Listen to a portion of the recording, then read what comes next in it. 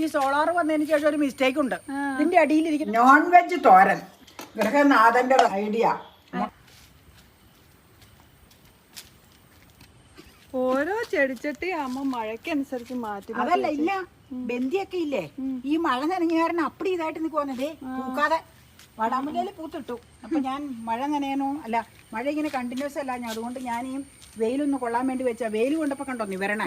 പക്ഷെ ഒരു കുഴപ്പം, ഈ സോളാർ വന്നതിന് ശേഷം ഒരു മിസ്റ്റേക്ക് ഉണ്ട്. ഇതിന്റെ അടിയിലിരിക്കുന്ന വാടാമുല്ലയുടെ പൂകളെല്ലാം കട്ട് ചെയ്ത് പോവുക. ഏതോ ഒരു ജീവി തന്നെ ഉണ്ട്. ഞാൻ ഇന്നാള് പറഞ്ഞല്ലോ, അതെ ഇതൊക്കെ ഞാൻ അതുപോലെ വെയിലേക്ക് വെച്ചതേ ബന്ദിയുടെ. ഈ വാടാമുല്ലയിൽ 4 വെളുത്ത പൂവുണ്ട്, 4ഉം കളഞ്ഞു, ഏതാണ്ട് വന്ന് ക്രാപ്പിച്ച് കളഞ്ഞതാ. ഇന്ന് നമ്മൾ വള്ളിയച്ചിങ്ങ കൊണ്ടിട്ടുള്ള ഒരു തോരന ഉണ്ടാക്കണേ. ആ തോരൻ്റെ ഒരു പ്രത്യേകത എന്നാന്ന് വെച്ച് കഴിഞ്ഞാൽ വെജ് തോരനല്ല, നോൺ വെജ് തോരൻ. അപ്പൊ വള്ളിയച്ചിങ്ങ കഴുകി വൃത്തിയാക്കി വെച്ച് കുരുകുരുന്ന് അരിഞ്ഞു, ഒരു സവോളയും ചേർത്തിട്ടുണ്ട്. അപ്പൊ അതേ ചീൻചട്ടിയിൽ വെളിച്ചെണ്ണ ഒഴിച്ച് ചൂടായി, ഒരു 2 തിരി കടുക് ഇട്ടായിരുന്നു, വെളിച്ചെണ്ണ ചൂടാവണേ അറിയാൻ വേണ്ടി. എന്നിട്ട് അതിലേക്ക് ഇതേ ചുമന്നുള്ളി കൂടുതലുണ്ട് കേട്ടോ, ഒരു ദളം വെളുത്തുള്ളി ഇട്ടിട്ടുണ്ട്. തോരന് വെളുത്തുള്ളി ഇടേണ്ട ആവശ്യമില്ല, എന്നാലും ഞാൻ ഒരു ദളം ഇട്ടിട്ടുണ്ട്.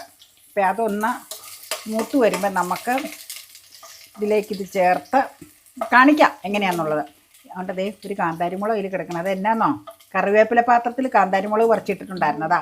കറിവേപ്പില എടുത്തപ്പോൾ ഇതിലേക്ക് പിന്നെ അത് വേണ്ട, ഇതെങ്ങനെ ഇടുവാണേ.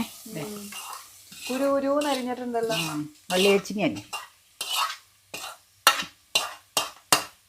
ഈ പാത്രം പലരും ചോദിക്കാറുണ്ട്, ഇത് ഹാർഡ് അനോഡൈസ്ഡ് കടായി ആണ് കേട്ടോ. ഇവിടെ ലിങ്ക് ഞാൻ ടാഗ് ചെയ്ത് കൊടുത്തേക്കാവേ. ഒരുപാട് വർഷം മുമ്പ് നമ്മൾ ബ്രോഡ്വേന്ന് മേടിച്ചതാ. ബ്രോഡ്വേയിൽ ഒരു ഷോപ്പിൽ നിന്ന് നമ്മൾ മേടിച്ചതാ കേട്ടോ. നല്ല മണം മഞ്ഞൾപ്പൊടിക്ക്. ഹോം മെയ്ഡ് ആയതുകൊണ്ട് ആ പെട്ടി തുറക്കുമ്പോ തന്നെ നല്ല മണം. പൊടികളെല്ലാം വളരെ നല്ലത്.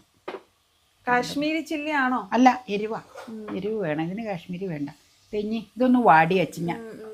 ഈ ബർണറിന്റെ പ്രശ്നം ഉള്ളതുകൊണ്ടാട്ടോ ഇവിടെ ഇട്ട് കത്തിക്കുന്നത്.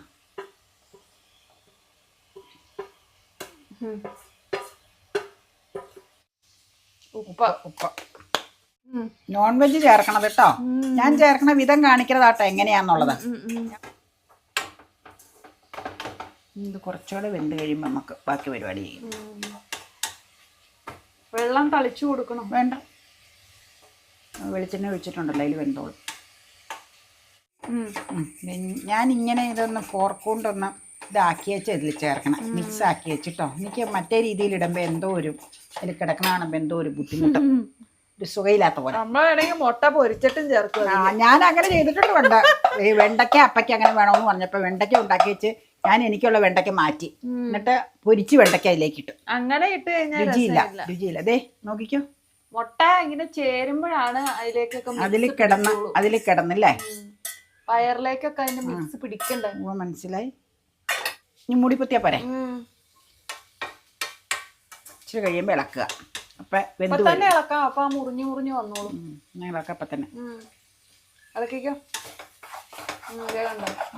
ശരി, അപ്പൊ കറക്റ്റ് ടൈമായിരുന്നു ഇളക്കിയത്. ചൂടെ ആയാ ഇതായി പോയേനെ അപ്പം പോലെ അല്ലേ. ഒരു മുട്ട കുറവാന്ന് തോന്നുന്നു. ഒരു മുട്ട കൂടുതൽ വേണ്ട. അങ്ങനെ ഫൈനലി കറി റെഡിയായി. ഇനി കഴിക്കാൻ നേരത്തെ ചോറുണ്ണുമ്പോ കാണിക്കാം. അതെ, സാധനം വെന്തു.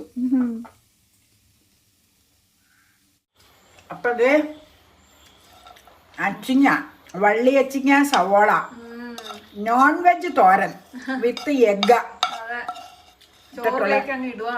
ഇട്ടിട്ടുള്ള തേങ്ങ ഇട്ടിട്ടുള്ള തോരനാട്ടോ ഇത്. ഇവിടുത്തെ ഗൃഹനാഥന്റെ റെസിപ്പിയാ. റെസിപ്പി അല്ല, എന്നോട് അങ്ങനെയൊന്നും ഉണ്ടാക്കാൻ പറഞ്ഞു. ഐഡിയ. അതെ, പിന്നെ ഇതുണ്ട്. ഏത് എന്നോട് പറഞ്ഞ വെണ്ടയ്ക്കായിട്ടു ഇങ്ങനെ ഉണ്ടാക്കണമെന്ന് ശരിയെന്ന് പറഞ്ഞു. അവരൊക്കെ ചോറിൻ്റെ കൂടെയാണ് എടുത്തത്. ഞാനെടുത്തത് ഓട്സ് കഞ്ഞിയാണ് കേട്ടോ.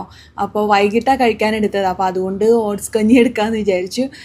എനിക്ക് നല്ല ഇഷ്ടമായി അതിൻ്റെ ടേസ്റ്റ്. സാധാരണ നമ്മൾ ചീരയ്ക്കൊക്കെ മുട്ടയിട്ടിട്ട് ചില സ്ഥലങ്ങളിലൊക്കെ ഉണ്ടാക്കാറുണ്ട്.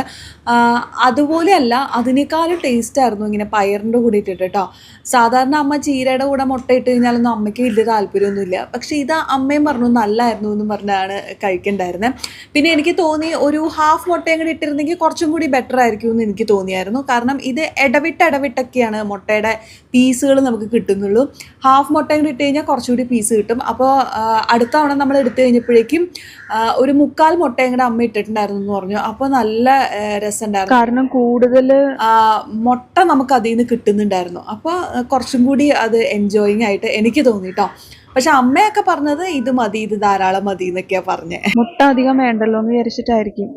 എന്ത് തന്നെയായാലും നല്ല രസമുണ്ടായിരുന്നു, നല്ല രുചി ഉണ്ടായിരുന്നു ഈ തോരന്.